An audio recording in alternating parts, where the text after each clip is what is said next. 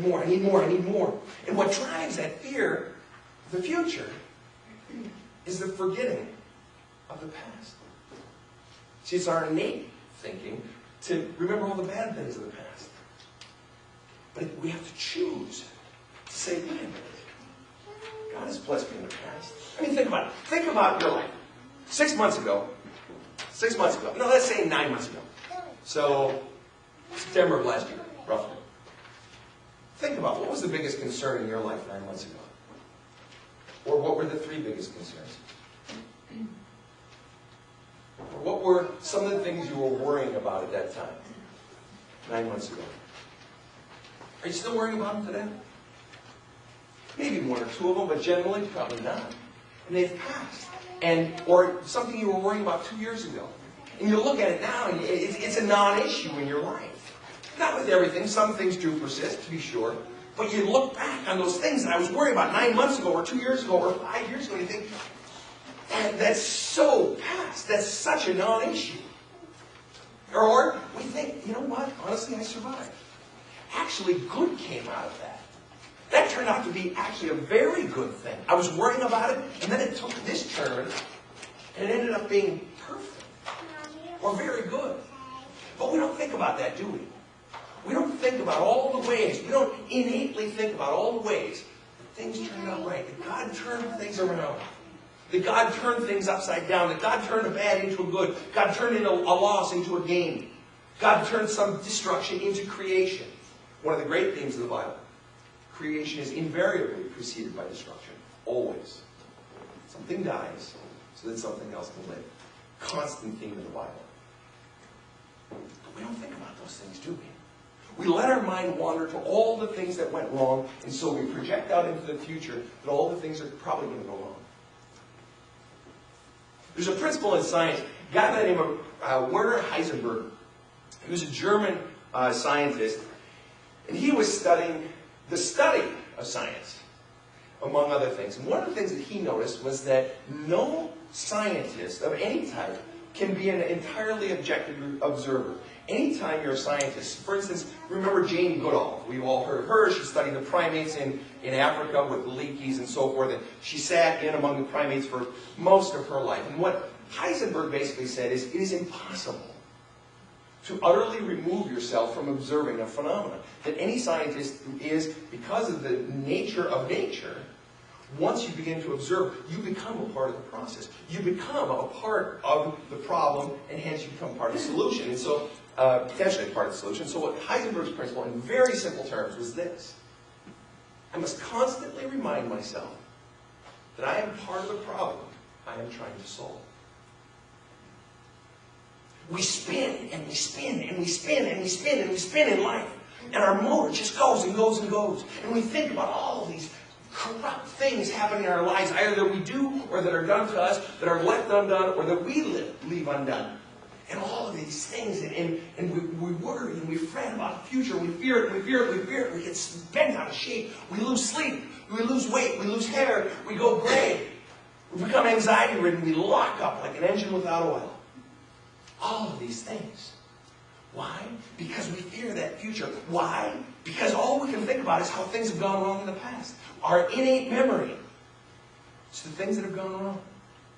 But the truth is, and as we saw it right here with the kids, the truth is, when you prick your memory a little bit, you begin to realize, no, but then there was this, and then there was this, and oh yeah, and I lost that friend, and that was hard, but look what came out of it. But so many other good things were happening, or, I went bankrupt, and then look at what else. And it's easy to look at this and miss all of the things, the ways that God is transforming our lives. It is so easy, isn't it, to look at all of the ways our life has fallen apart in the past, and to look forward and to look at all the ways our life could possibly go wrong in the future. And what does that do? Just that anxiety level just rises and rises and rises, doesn't it? And then what happens is you can't function. You begin to force life. With athletes, all right? You'll often hear him talking about, say, a pitcher. He's forcing his pitches. A basketball player, he's forcing his shots. Or they'll say about a quarterback, he throws a lot of interceptions because he's forcing his passes. He's trying too hard to make it happen. to maybe open up that idea a little bit more, when I work with athletes in the gym, when I was a coach up at the college up in Minnesota, I worked with all different types of athletes, and my job was to make them physically stronger and physically faster, but also to make them mentally tougher. You can have all the physical talent in the world, but if you're not mentally tough, you'll never succeed.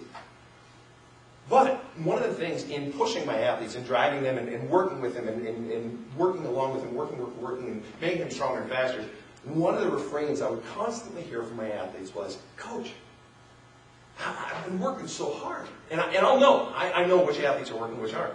And one might come up and say, you know what, Coach, I'm going to push myself. I'm working harder, but I'm plateauing. My numbers aren't going up. My strength isn't getting better. I'm not getting faster. Or maybe my numbers are even dropping off. And anytime I ever heard that from an athlete, I always knew the answer. Assuming they were eating well, and usually athletes, if they're pushing themselves, they're generally eating plenty of food, especially at that age. It was always the same thing. It was always the same thing.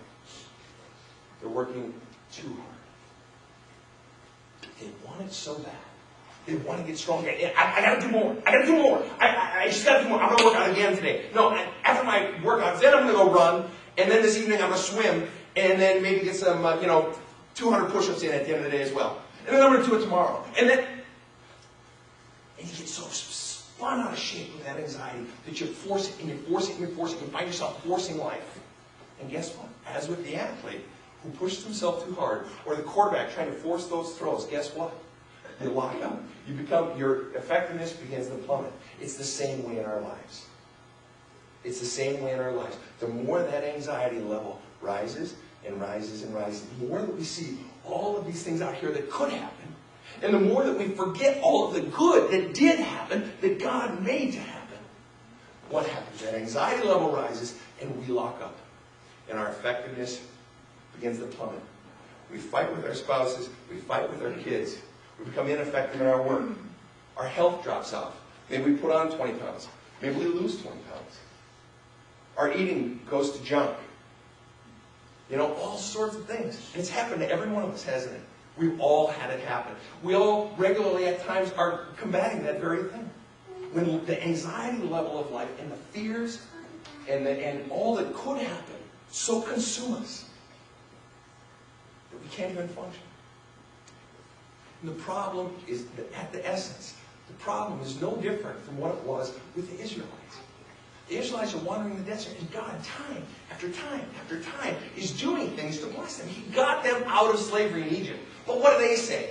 It would have been better if you had left us in Egypt to die in Egypt than to be out here in the desert. And God said, you got food. You got a roof over your head, and you're whining. It's the same thing. That God could have just blessed us yesterday. God could have just blessed us this morning. But all we see is what isn't happening. Because it's got to happen. I got to make it happen. All we feel is all this, the fear and the insecurity. That's really what it is, isn't it?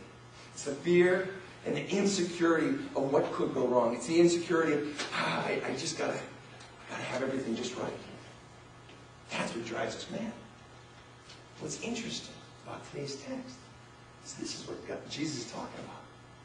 He's not talking about heaven, hell, forgiveness of sins, the devil, none of those things. He's talking about this tiny little thing known as human anxiety. We spend 10 verses in the text today, in that pericope of 10 verses, where Jesus is saying, well, let's look at it. Where Jesus is saying, I tell you, do not be anxious about your life. What you should eat or what you should drink, nor about your body, what you should put on. Is not life more than food, and the body more than clothing? Look at the birds of the air. They neither sow nor reap, nor gather into barns, and yet your heavenly Father feeds them. Are you not of more value than they? Think about that. It's interesting. We can hear these verses, and we're so used to hearing the big issues, but here's this little issue of human anxiety. What does it say that Jesus is talking about human anxiety? Maybe it says that it's not as small as an issue as it might seem. Part of the problem, one of the real issues that I have with a lot of writers and clergy in the Christian church is that we spend so much on this that we forget about this. And here we have evidence of Jesus talking about and saying, this is a huge problem. Human anxiety, that which locks us up. so that we're forcing life, so that we're pushing life, so that we've forgotten what God has done for us in the past.